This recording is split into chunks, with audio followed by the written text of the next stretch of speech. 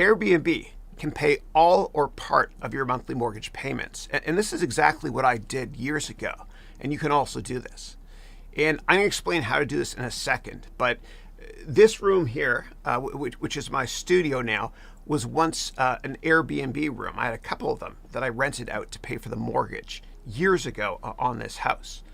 And while you look for a house to buy or even rent, please think about how you can rent out one room, if possible, in a secure way.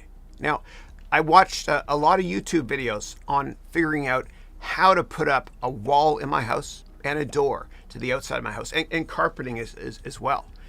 It's not that hard to do. These YouTube videos are great for this. When it comes to electricity stuff, let somebody else do that though. And so the cost for me was just under $1,000.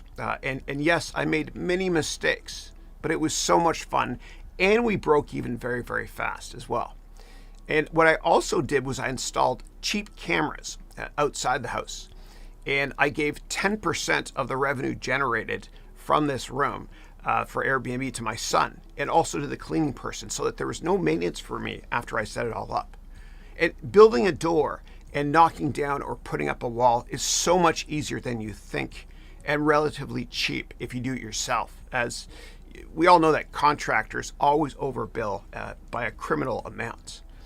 So when you look to buy a house or even rent a house, I want you to creatively think about how to add a wall or a door so you can securely rent out a room to pay the bills. And depending on where you live, you might actually have to check to see if you're allowed to rent out a room, of course. But this is the easiest way to make sure that you can afford a house in a great area and with great public schools as well. And get your kids involved too in the maintenance of the room or the rooms, because this will teach them a lot about business. And last thing I'll say is that sometimes the best side hustles are literally right in front of you.